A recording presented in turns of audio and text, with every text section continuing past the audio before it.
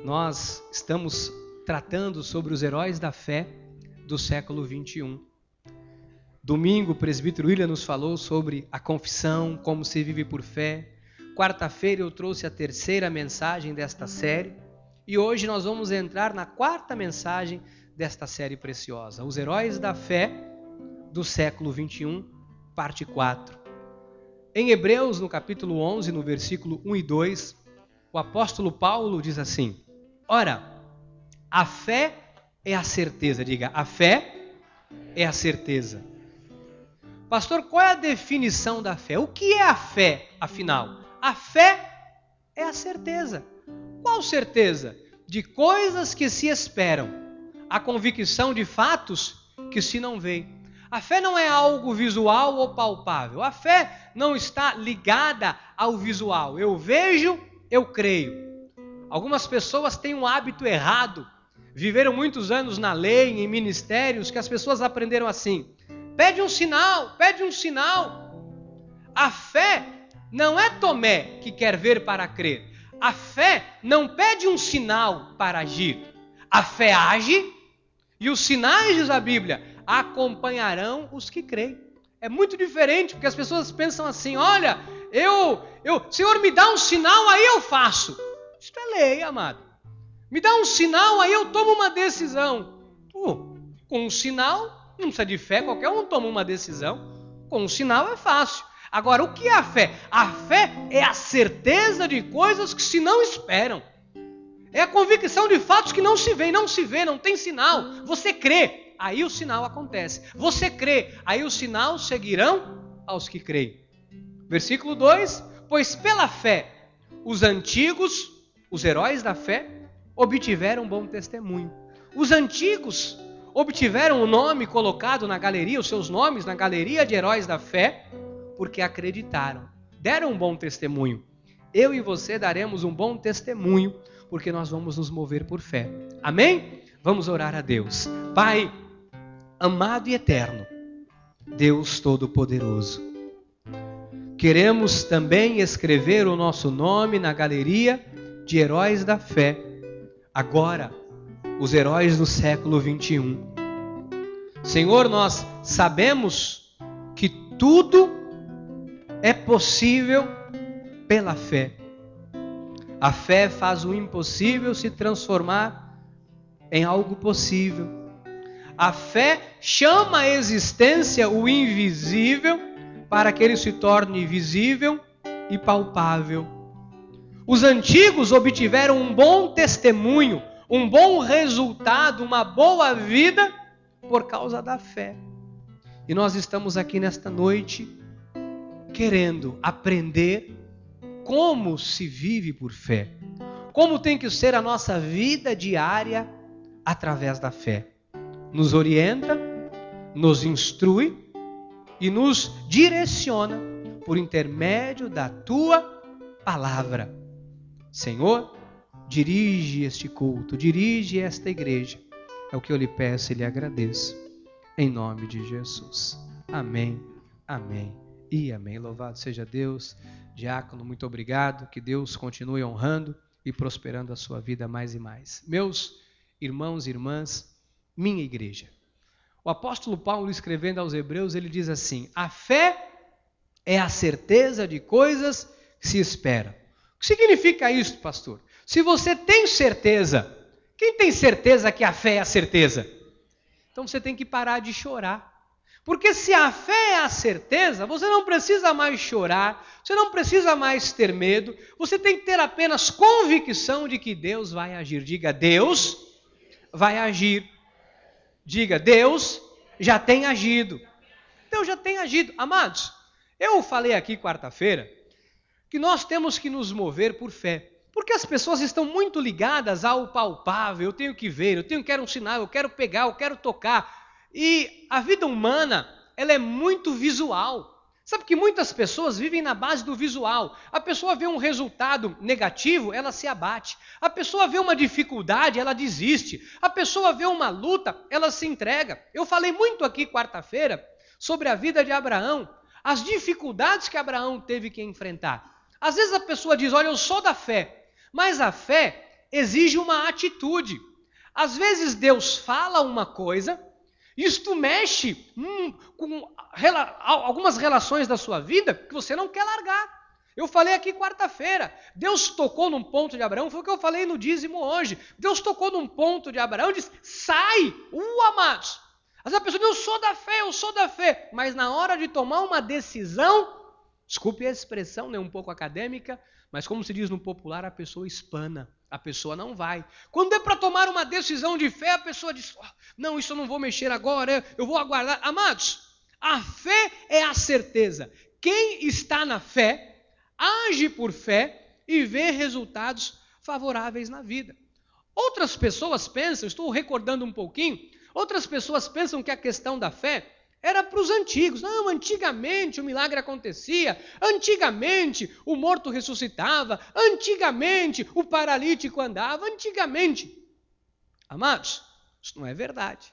Se você abrir a sua Bíblia ou acompanhar no telão, João 14, versículo 12, diz assim, em verdade vos digo, aquele que crê em mim, fará também as obras que eu faço e outras maiores fará, porque eu vou para junto. O que Jesus disse? Se você crê em mim, você vai fazer as obras que eu faço e obras maiores. Então, como é que nós podemos fazer obras maiores, pastor? Se nós crermos em Jesus. Agora, é preciso entender a questão do visível e do invisível que eu tratei quarta-feira. Porque o ser humano, ele é visual, ele se guia pela visão, pelo olfato, pelo paladar e pelo tato. Como é que nós enxergamos a vida? Destas 4 formas. Como é que nós enxergamos a vida? Pela visão, pelo olfato, né? Pelo paladar e pelo tato. Então, é desta forma que nós nos guiamos, nós nos direcionamos. Você coloca a mão em alguma coisa, você está deitadinho, você quer pegar o seu celular, às vezes está do lado, ali no criado mudo, você bate a mão, esse é o controle remoto, aqui está meu celular. Você sabe onde é que está o rádio relógio, o botãozinho pequenininho, eu sei. Quando meu relógio toca 7 da manhã, eu bato a mão, eu olho, aqui está o botãozinho, botãozinho bendito, é o do soneca. Ele te dá mais 10 minutos. Nós somos assim. Nós somos visual, você vê uma coisa, você fica comovido. Você vê uma coisa, você fica irado. Você vê uma coisa, você fica triste. Você vê uma coisa, você fica emocionado. Você vê uma coisa, você chora. Então, o ser humano, a nossa sensibilidade de enxergar a vida é esta. Agora, nós não somos apenas seres naturais. Também existe uma outra forma de enxergar a vida, que é o mundo espiritual. É a nossa percepção espiritual. A percepção espiritual, ela não vem da ótica humana, ela não vem do paladar, ela não vem do tato e não vem do olfato. A nossa percepção espiritual, o mundo espiritual, ele é percebido pelo Espírito, ele é percebido pela vida na fé. Então, se eu falo aqui de coisas visíveis, por exemplo, eu não posso me basear a minha vida nas coisas da carne. Porque você vê que um monte de pessoas na obra de Deus estão paralisando os sonhos. Por quê? Porque está olhando na carne. Pastor, eu não tenho condições de fazer uma faculdade. Amados, tem pessoas que têm menos posses do que você. Tem pessoas que não têm, às vezes, nem um lugar para morar. Às vezes vive de favor e consegue. Porque a pessoa não se moveu pelo visual. Tem pessoas que dizem, olha, eu não tenho condições de comprar uma casa, porque com o salário que eu ganho, com a dificuldade que eu tenho. Aí você vê pessoas que têm tantas dificuldades ou maiores, e a pessoa diz, não, eu tenho minha casinha, meu cantinho. Alguns dizem assim, usam a expressão, eu tenho meu barraquinho lá, eu tenho meu cantinho. Por que uns conseguem, outros não? Porque muitas pessoas, com essa questão visual, paralisam a vida. Uma dificuldade, não dá. Uma dificuldade, não posso. Amados, eu e você não podemos viver a vida pela ótica dos nossos olhos. Não viva por vistas. Jesus nos ensinou isso em Lucas 11, versículo 34. São os olhos a lâmpada do teu corpo. Se os teus olhos forem bons, todo o teu corpo será luminoso. Mas se forem maus, o teu corpo ficará... O que significa isso? São os olhos. Como é que eu vejo a vida? Qual é uma das formas de ver a vida, pastor? por intermédio dos meus olhos. Ou eu vejo pelos olhos da carne, ou eu vejo pelos olhos do Espírito. Você tem que começar a treinar a sua vida ao ponto de você olhar para uma situação e a enxergar pelo Espírito. O apóstolo Paulo diz, como quem vê o invisível.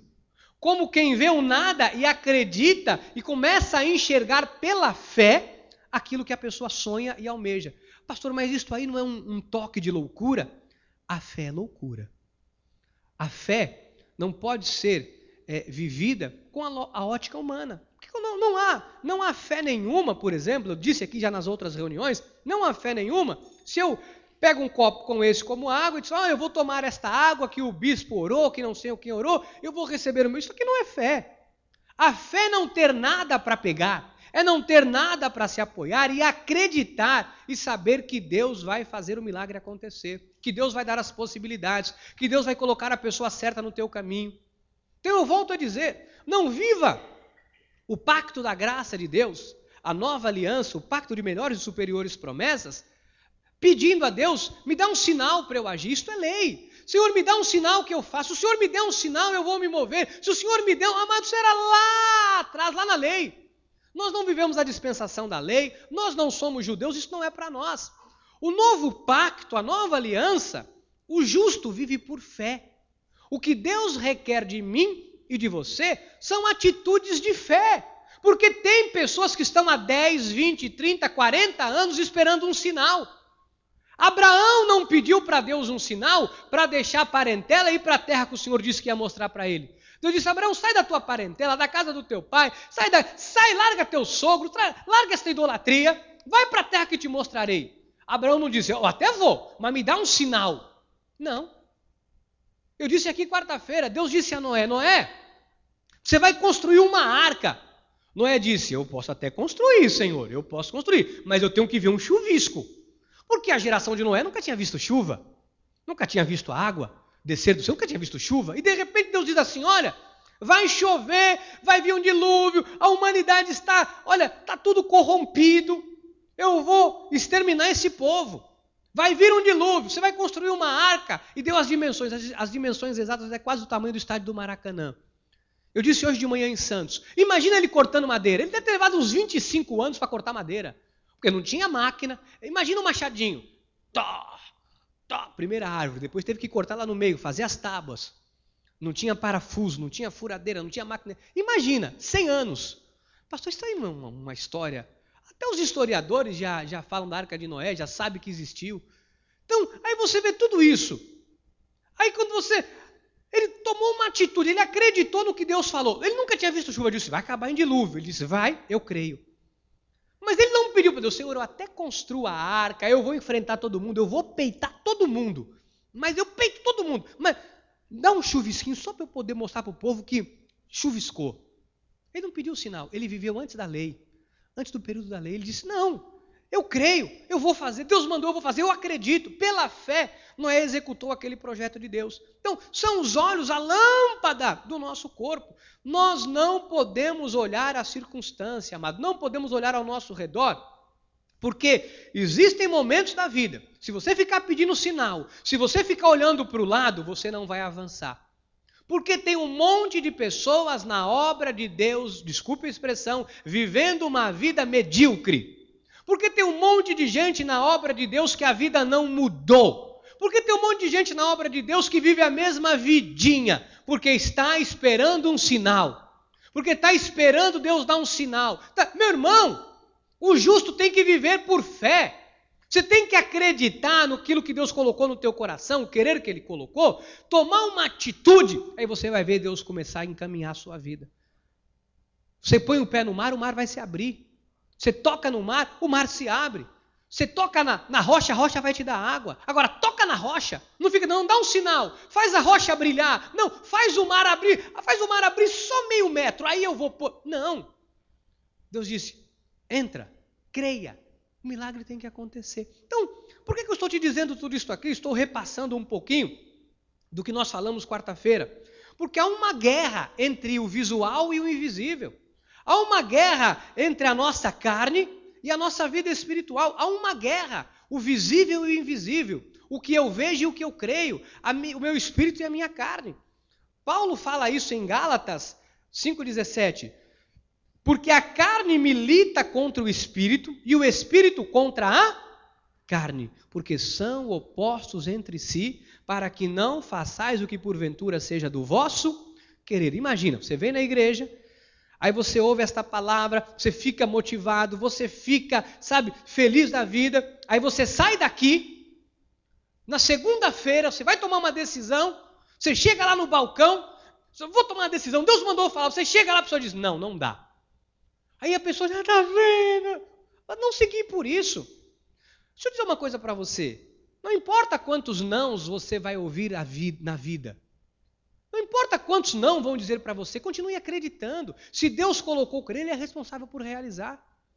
Amados, quando nós queríamos alugar um salão no centro da cidade, já contei essa história aqui. Nós tínhamos de entrada na igreja R$400. E eu procurei o dono do salão e ele disse, o salão é R$1.200. Ele disse, mas eu quero alugar este salão, o senhor me abaixa o aluguel aí para 300 e eu vou pagando 300. Ele disse, está louco. É aquele salão onde é em frente à Croix, ali no centro da cidade. Foi a nossa igreja por alguns anos. Ele disse, eu tenho 300 para pagar para o senhor por mês, está fechado, está tudo embolorado, está acabando. Eu vou lavar o chão, eu vou lavar o vidro, vou deixar isso aqui um brinco. Não. De 2 em 2 meses eu ia lá. Escuta, abençoado. Ah, meu Deus. Lá vem esse cara de novo. E aí, irmão? Vamos lá ver o salão hoje. Ele pegava a chave, punha um chinelo. Vamos? Teve um dia que eu disse, Senhor, inclina, derruba este homem, toca no coração dele. Não é que o homem pisou lá, tinha tanto lodo que o homem caiu no lodo, ficou. Disse, não, Deus, não é desse jeito. É para quebrar o coração dele. O homem quase se quebrou. Lembra, presbítero? Levantamos o homem todo cheio de lodo. Ele ficou nervoso, ele disse, olha, não vá mais na minha casa, não me procure mais, você não tem dinheiro, não me procure mais. Eu disse, ou eu fico com não me procure mais, ou eu queria aquele salão para a igreja. Mas não levou 15 dias, estava eu lá de novo. Eu quero alugar um salão. Eu disse, Deus, ou o Senhor inclina o coração dele para ele aceitar os 300, ou o Senhor traga mais pessoas para a igreja, pelo menos para eu ter uns 600 por mês para oferecer para o homem. A igreja, 1 ano, amados, 1 ano eu fiquei batendo naquela porta, 1 ano ele dizendo não, mas eu estava acreditando. 1 ano depois, quando ele me viu, eu disse, Senhor, eu vim aqui para alugar. Ele disse, quanto você tem? Eu disse, hoje eu tenho uma proposta para o senhor, que o senhor vai tremer a hora que eu falar. Eu disse, eu dobro a proposta. Ele disse, dobra o quê? A proposta que eu fiz, hoje eu tenho R$600 para pagar por mês. E nós tínhamos quanto de entrada? 450. Mas nós estávamos acreditando que os 150 Deus daria, ia dar dinheiro para pagar água, porque não era só aluguel, tinha água, tinha um monte de coisa. Nós demos o passo de fé e disse, olha, 600, tudo bem, 600, fizemos o conto, tudo certinho. Ele disse, só que eu não tenho fiador, eu não tenho para pagar aluguel adiantado. Ele disse, meu Deus, não tenho. Mas 600 todo mês o senhor vai receber. E eu pensava, pela fé. Pela fé. Amados, nós alugamos um salão no dia de pagar o aluguel, 601. Tirei um, guardei, pagamos, nunca pagamos um aluguel atrasado. Nós reformamos o prédio, arrumamos, deixamos bonito. Isso aqui era linda, todo mundo que chegava, essa que igreja linda, bonitinha, arrumada. Dentro da nossa simplicidade, os irmãos trabalharam. Olha, nós temos irmãs na igreja, as senhoras da igreja foram pintar com tinta cal. Sabe aquele cal, o misturado de cal? Não tinha dinheiro nem para tinta. Passamos o misturado de cal na parede e arrumamos e ficamos. Mas nós acreditamos. Quantos não, pastor? Em 1 ano, uns 20.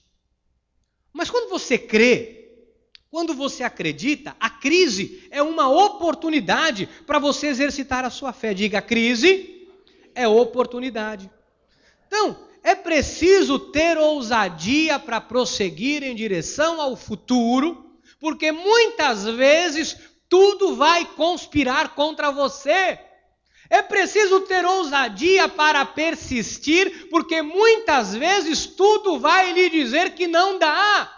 Às vezes é preciso, meu irmão, levantar a cabeça, respirar fundo, fechar os olhos, não olhar para o lado, para a direita nem para a esquerda, olhar para o teu alvo que é Cristo, porque se você olhar para o lado você fica parado. Na vida não há vitória sem luta.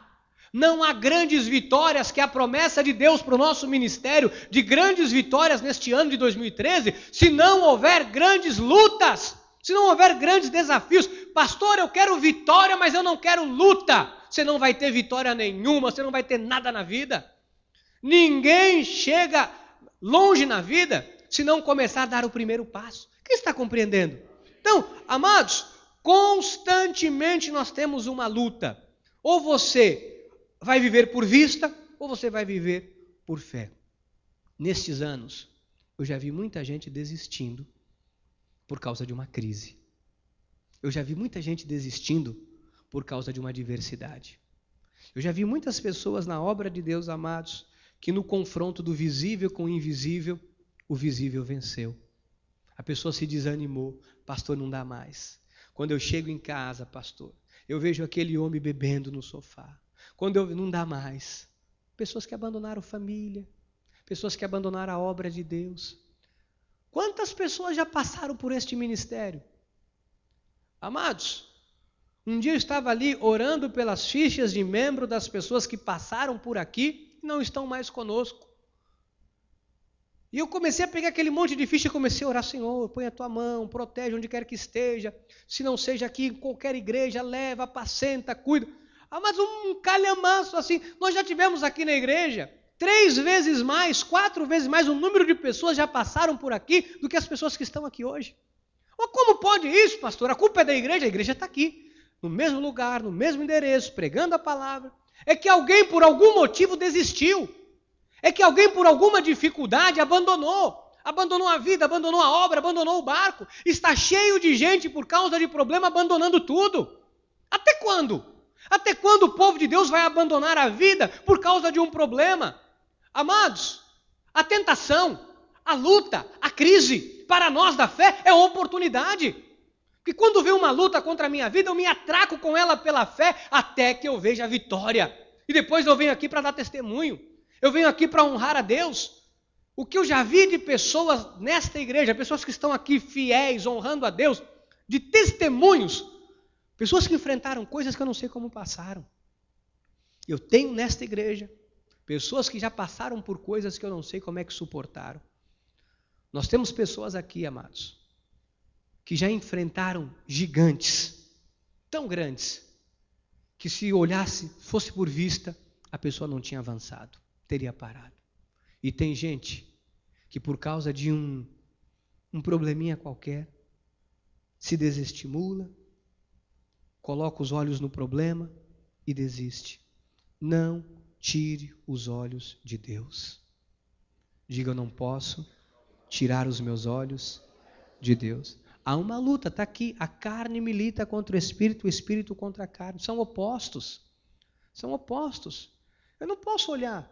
Nós vimos o testemunho lindo da diaconisa Carmen aqui. Quantas crises passaram? Quantos problemas? Mas na crise ela disse: eu estou em crise, mas este é o meu amado, ele é o meu marido, eu amo meu marido me ama. Nós temos uma crise, mas não há o pensamento de cada um para o teu lado. Não, nós temos uma crise, nós vamos vencer a crise, nós vamos superar a crise. Nós vamos nos unir para enfrentar este problema que está tentando nos destruir. Não pode viver por vista, tem que viver por fé. Aprenda a viver por fé. Quem está compreendendo? Olha 1 aos Coríntios, fala sobre isso. 10, versículo 13. Não vos sobreveio tentação que não fosse humana, mas Deus é fiel e não permitirá que sejais tentados além das vossas. Pelo contrário, juntamente com a tentação vos proverá livramento, de sorte que a possais. Isso aqui é a vida da fé, amados. Pastor, é maior, o meu problema é maior do que eu, não vou aguentar. Não vos sobreveio tentação, drama, crise, problema que não fosse humana. Meu irmão, mas Deus é fiel, não permitirá que sejais tentados além das vossas. Diga: eu não serei tentado além das minhas forças. Está aqui, amados. Deus tem preparado a vitória. Então, em todas as situações, Deus já preparou. Eu tenho uma frase para pôr no telão. Põe aí. O visível e o invisível sempre se confrontam. Digo, o visível e o invisível sempre se confrontam. Porque nós somos seres visuais. Você vê o problema. Pastor, eu cheguei lá em casa, quando eu cheguei em casa que eu vi a situação que estava lá, choveu, molhou tudo, quebrou tudo, destruiu tudo. Não tem como negar, eu vi. Agora eu não tenho mais como resolver. Pastor, meu carro quebrou, fundiu o motor, quebrou.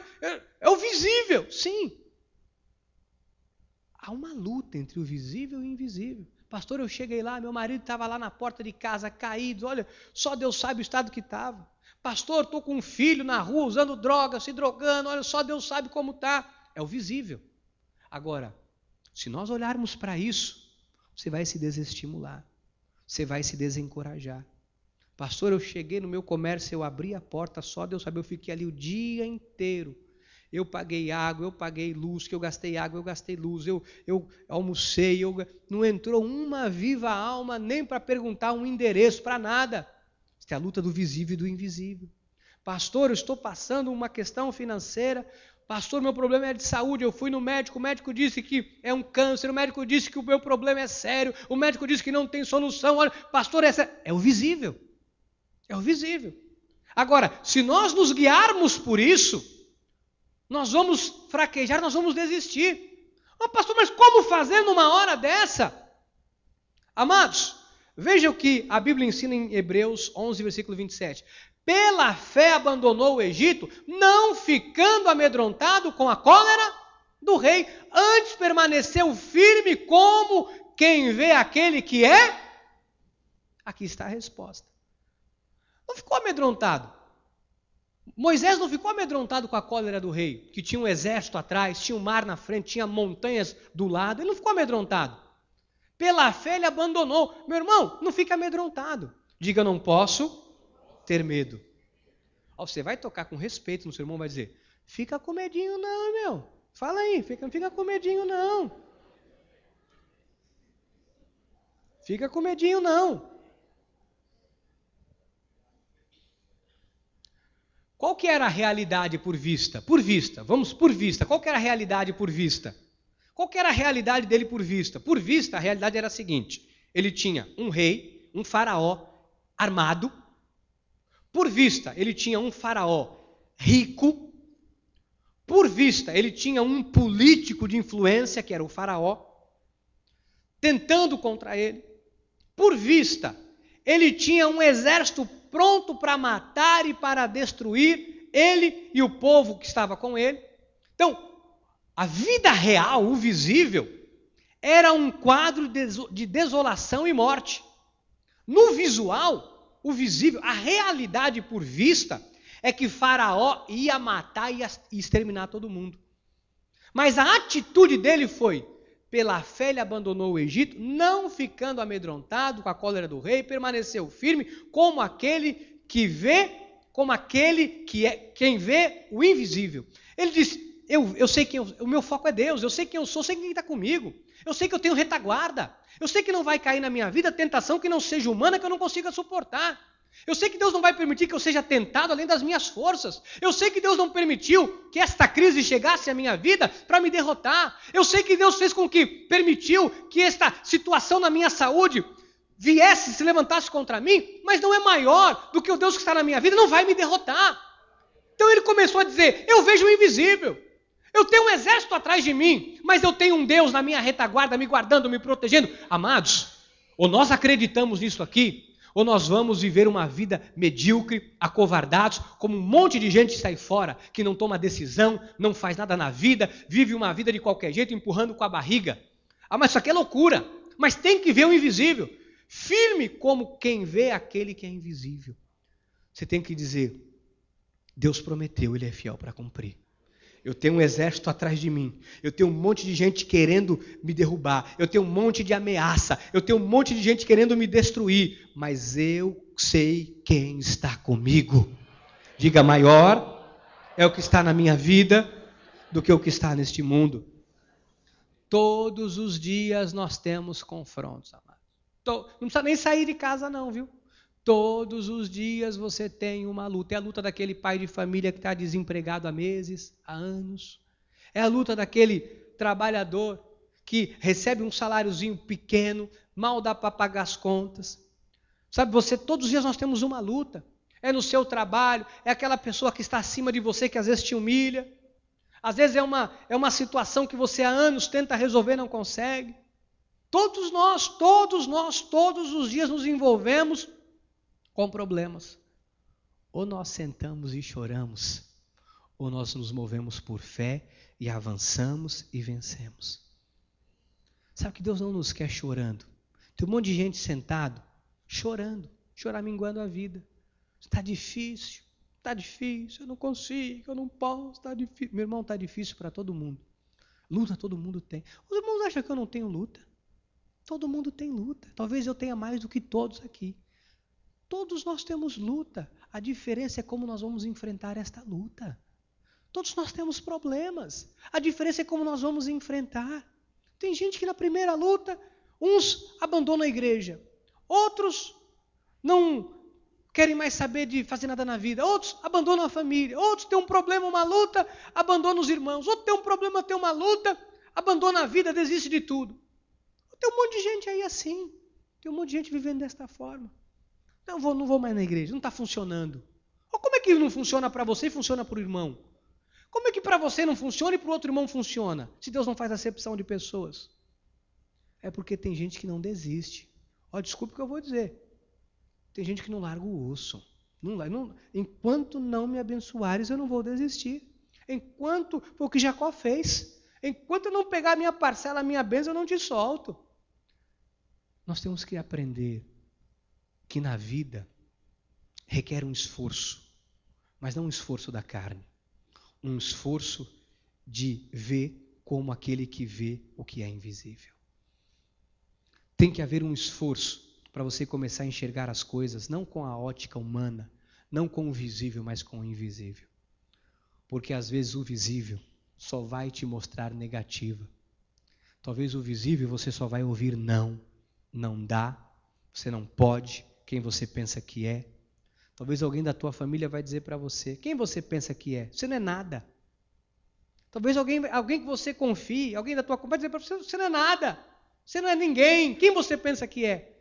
Isso é o visível. Se você ouve um negócio desse, te joga no chão. Amado, depressão. Isso dá depressão, isso dá síndrome do pânico. Isso dá desejo de suicídio. Quando alguém ouve um negócio desse, uma coisa dessa. Quando alguém ouve alguém dizer, você não é nada, você não vale nada.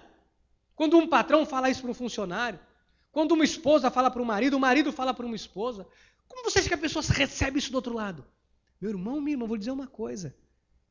Se você não olhar como quem olha o invisível e dizer, isso não vai me derrubar, eu não vou ficar amedrontado com a cólera do rei, eu não vou ficar amedrontado porque não cairá sobre a minha vida a tentação que não seja humana, se veio é porque eu consigo suportar, maior é o que está na minha vida do que o que está neste mundo, eu não vou desistir, eu vou avançar, eu vou vencer, eu creio, meu irmão, tu encerra a tua vida.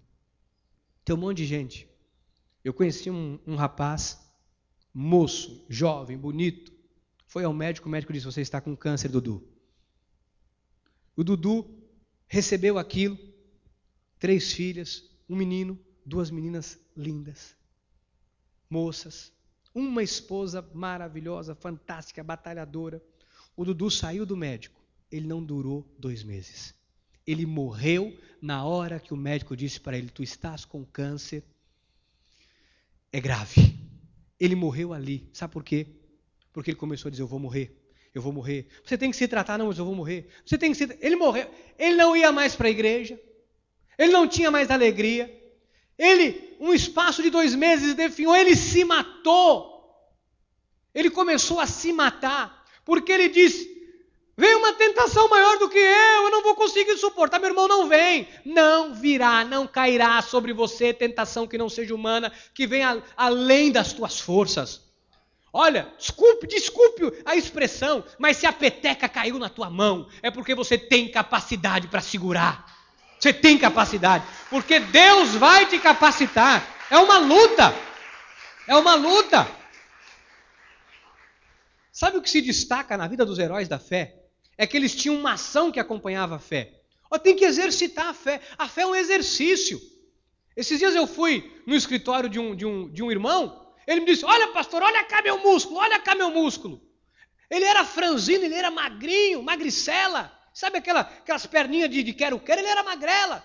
E aí ele disse, olha cá pastor, olha cá. Eu peguei naquela... É panturrilha que é o nome disso aqui, pastora? É o bíceps. Eu peguei naquele bíceps, um halterofilista. Eu disse, o que o irmão está fazendo? Ele esticou o peito e disse, 2 vezes por semana. Tem que treinar. Você acha que esse irmão adquiriu músculo dormindo no sofá? Você acha que o irmão adquiriu músculo deitado e choramingando a vida? Não. Isso é lá na malhação, todo dia, 2 vezes por semana. Puxa ferro, puxa ferro. Um batatão aqui no braço. Tu me deu uma inveja. Agora, por quê? Exercitou, começou a exercitar. É igual a fé. Você começa a exercitar, você vai criando músculos, entenda pelo Espírito, músculos espirituais. Você vai ficando forte espiritualmente falando, você vai ficando musculoso, você vai ficando... Aí, meu irmão, quando as pessoas olharem para você, vão dizer, esse cara tá forte, essa mulher tá... Olha, ela era franzininha, qualquer coisa ela chorava, qualquer coisa ela corria. Agora não. Agora ela ouve cada coisa, estufa o peito e diz, eu sou da fé, eu sei quem eu sou, eu tenho valor, eu sou de Cristo. Está compreendendo? Ou você tem que entrar nesta academia espiritual. Você tem que entrar e começar a desenvolver os seus músculos espirituais. É isso que Deus quer de você. Uma ação que acompanha a tua fé. Tem que tomar uma atitude, tem que ter uma ação. Hebreus 11:6. De fato, sem fé é impossível agradar a Deus, porquanto é necessário que aquele que se aproxima de Deus creia que Ele existe e que se torna galardoador dos que o buscam. Meu irmão, o que você vai fazer com uma crise, por exemplo, na vida financeira? Olha, a diferença do herói da fé é que ele tem uma ação que acompanha a fé. Por exemplo, você tem uma crise no seu casamento. O que você vai fazer? Uma crise no casamento. O que eu vou fazer? Você vai desistir do seu casamento, você vai entregar o seu casamento, você vai entregar de bandeja a sua vida, a tua família, o teu sonho, ou você vai lutar pela fé para que o seu casamento dê certo? Você tem uma crise financeira. O que você vai fazer? Vai atrás do agiota? Vai atrás de empréstimo no banco? Vai sair pedindo emprestado para tudo quanto é parente? Vai atrás de político? Vai se vender a política? Vai fazer o quê? Vai se desesperar, se descabelar? Ou você vai crer que não cairá sobre a sua vida a tentação que não seja humana? Amados, às vezes até quebrar é necessário. Às vezes até falir é necessário. E se tiver que falir, você vai falir. E não cairá sobre vós tentação que não seja humana. E no lugar da vergonha, no mínimo a dupla honra. E Deus vai te levantar, Deus vai te exaltar, Deus vai te colocar no lugar certo, na hora certa. Agora tem que crer. Não é vergonha nenhuma quebrar não, meu irmão. Não é vergonha nenhuma chegar no fundo do poço. Vergonha é desistir. Não há vergonha. Pastor, eu quebrei. O nome está no SPC, no Serasa. Eu não tenho cara para andar na rua. Meu irmão, levanta a tua cabeça. Levanta a tua cabeça e vai à luta. Deus vai te fazer pagar cada pessoa que você deve. Deus vai inclinar corações para te favorecer. Deus vai te honrar. Tem pessoas, eu quebrei, olha, é o fim, acabou. Não viva pelo visível. Olhar para a falência é olhar para o visível.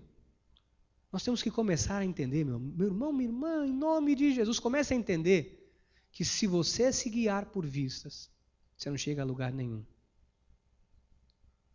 Este senhor, Mitsushiro, não sei se é Mitsushiro, como eu não lembro agora, o senhor Mitsushiro Honda, acho que é Mitsushiro. Este cara faliu, quebrou, pegou as joias da família toda, empregou num motor na Segunda Guerra Mundial, fez um motor de bicicleta. Disse, isso não vai dar em nada, isso é porcaria, isso é lixo. Ele queria pôr aquilo numa motor, isso não é nada, isso é porcaria. Ele fez um motor, ele queria motorizar as coisas, isso não é nada. Na crise no Japão, ele viu a oportunidade. Ele não tinha dinheiro, ele estava quebrado, falido, ele tinha uma bicicleta. Ele não tinha mais como se locomover. Segunda Guerra tinha acabado com tudo que a família dele tinha, tudo que ele tinha. Ele pegou um motorzinho que ele fez, adaptou numa bicicleta. O pessoal começou a ver, o que é isso? E ele começou a vender motorzinho para pôr em bicicleta. E este homem hoje é uma das maiores potências do mundo, a Honda. Está crise ele viu a oportunidade. Quebrou, faliu, se arrebentou, ficou na miséria, vendeu as joias da família para fazer um motor. E às vezes a pessoa fica ali, meu irmão, você caiu, você levanta, o cair é do homem, o levantar é de Deus. Estou aqui para te dizer o seguinte, não importa quantas vezes você caiu, quem é da fé, o importante é que ele se levanta. Não importa quantas vezes você chegou no fundo do poço, quem é da fé, se levanta. Deus dá a mão, você segura na mão de Deus, ele te puxa. Então não fica choramingando a vida, desculpe, mas não fica aí olhando para a sua vida, porque está difícil aqui, está difícil ali. Põe a frase para mim, por favor, no telão. Crise é, diga crise, para mim que sou da fé, é oportunidade. Então pare de pensar na crise. Fala para o teu irmão, fala, crise é oportunidade para nós. Crise é oportunidade. Pastor, como é que eu vou sair da crise? Usando a fé. Pastor, como é que eu vou me livrar da crise? Usando a fé. Crendo que Deus vai dar uma virada na tua vida. Crendo, orando, Senhor, põe alguém no meu caminho. Senhor, coloca as pessoas certas. Senhor, abre. Crendo, se lançando, se reinventando. Às vezes é necessário quebrar. Porque o cara ainda está no escritório dele. Máquina de datilografia. Calculadora daquela que imprime. Os contatos dele estão numa agenda eletrônica da Cássio. Está lá. Os contatos estão na... Tem gente rindo, vocês têm isso? Pelo amor de Deus, joga isso fora. Isso agora é tudo no Palm Top Palm. De Book Face, Bakebook, é tudo nesses negócios agora. O que, pastora? iPad, aí seu iPad é com você mesmo. iPad, esta iPad, iPod, ela leva. Amados, e a pessoa está lá, não, eu vou. É o quê? Eu vou ligar pro meu advogado. Tiririri. Tiririri.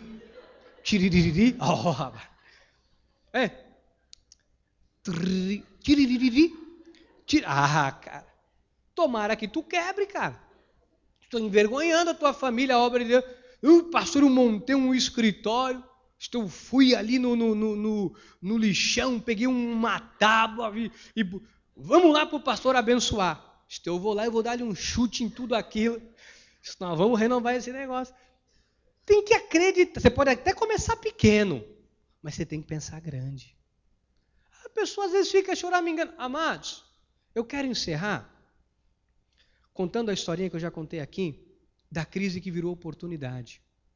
Conta uma lenda, reza a lenda, que havia um discípulo e o mestre passeando, e eles estavam, o discípulo aprendendo com o mestre orientando o discípulo. Aí um belo dia, eles pararam em uma fazenda, pobre, uma fazenda difícil, não tinha nada para comer. Aí o dono da fazenda disse, o senhor entra aí, tem um queijinho. Aí deu um queijinho para o discípulo, deu um queijinho para o mestre, comeram um queijinho. O senhor pode dormir aqui, nesse cantinho aqui no chão. Aí eles dormiram. No dia seguinte, bem cedinho, 5 horas da manhã, 4 e pouco da manhã, o mestre acordou o discípulo, vamos embora, vamos. Aí começaram a sair. Quando o mestre avistou a vaquinha, o único bem que aquela família tinha era uma vaquinha. Aí o mestre foi lá e disse, empurra essa vaquinha no precipício. Ele riu, esse mestre é um gozador. Empurra a vaquinha no precipício. Disse, como isso? Não posso ser esse mestre. Eu quase que eu faço. Empurra a vaca no precipício. Mas como, mestre? O homem deu queijo, deu lugar para a gente dormir. Empurra a vaca no precipício. Mestre, empurra. O discípulo foi lá e a vaquinha morreu. O discípulo ficou triste, indignado. Se eu estou aprendendo com um homem desse, o homem me mandou matar a vaquinha, O que esse senhor... Eu não sei, o homem me mandou matar a vaquinha. O discípulo ficou uns 3 anos pensando, mas como esse homem fez eu matar a vaquinha? De vez em quando o mestre falava, olha, vai lá, faz não sei o quê. Não, eu faço, mas o senhor mandou matar a vaquinha do homem. 3 anos depois eles passaram pela mesma fazenda. E de repente viram uma fazenda bonita. Plantação, tinha chuchu, mandioca, tapioca, farinha, pipoca, tinha tudo. Para mais de 50 cabeças de gado, tinha tudo. A casa do caseiro parecia um palácio. Funcionário trabalhando para todo lado, caminhão, carreta, olha, tinha tudo. Eles ficaram assustados. Aí o discípulo correu e começou a conversar comigo. Peraí, há 3 anos atrás eu vim aqui, o senhor não tinha nada. O senhor estava na miséria. Rapaz, eu não te conto. Depois que vocês saíram daqui, eu não sei o que aconteceu. Sabe aquela vaquinha minha? Porque tudo na minha vida era aquela vaquinha. Ela dava o leite, eu fazia o queijinho, eu vivia do queijo. Aqui eu fazia o queijinho e eu sobrevivia da vaquinha. Você saiu daqui, minha vaquinha não caiu do precipício, não morreu. Eu não tinha mais o que fazer. Aí eu tive que me virar. Eu comecei a plantar, eu comecei a correr atrás, eu comecei a trabalhar na terra, e eu comecei a ir na cidade, eu comecei a comprar coisa, a vender, eu comecei a plantar, e aí eu comecei a vender na cidade, na feira. Aí eu comprei uma bicicleta para levar as coisas, eu comprei um carrinho, e foi crescendo, crescendo, crescendo, crescendo. Rapaz, aquela vaquinha que eu achava que era tudo, era a desgraça da minha vida. Tem coisa que você acha que é tudo. E é a desgraça da tua vida, cara. Tem coisa que você diz, isso aqui eu não largo. Isso aqui eu não largo. No dia que tu jogar esta vaquinha no precipício, você vai ver. Mas você jogar, às vezes é difícil. Aí Deus vem e diz, vai jogar não? Tá bom. Não cairá sobre vós tentação que não seja humana. Você vai suportar.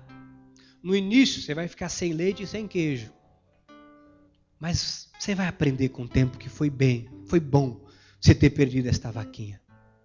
Aí Deus vem e empurra. Às vezes, meu irmão, minha irmã, é preciso tomar um tombo para se levantar e crescer. Então não importa como você chegou aqui hoje. Pastor, eu estou quebrado. Graças a Deus. Você é uma pessoa com potencial de Deus restaurar a tua vida. Pastor, eu estou no fundo do poço. Graças a Deus. Não tem mais onde descer. Está no fundo, está no fundo. Agora a tendência é só subir. Só subir, só subir. Como isso é possível? Pela fé. A fé que vai te tirar da crise. A fé que vai te tirar da crise. Meu irmão, não fica olhando para a direita nem para a esquerda. Se mova por fé. Sem fé é impossível agradar a Deus. Volta o versículo. Sem fé é impossível agradar a Deus. 1 de Pedro 1,6 diz assim: nisso exultais, embora no presente por breve tempo, se necessário serais contristados por breve tempo. Por várias, não é uma não. Sabe como é que você purifica o ouro? Quem sabe como o ouro é purificado? Com fogo. É com fogo. O ouro está misturado, taca fogo, a sujeira sai e o ouro fica. É com fogo. Nisso exultai, nisso tem alegria, nisso se alegre. Embora no presente por breve tempo, se necessário, sejais contristados por várias provações. Às vezes é necessário, às vezes é necessário. Às vezes é necessário passar por um drama, por uma luta, por um momento difícil. Mas quando Deus dá uma virada, meu irmão, minha irmã, ninguém te segura. Sabe qual oração que você nunca pode fazer? É aquela oração que você diz assim: Senhor, eu quero crescer na vida, mas não me deixa passar por luta não. Isso não existe.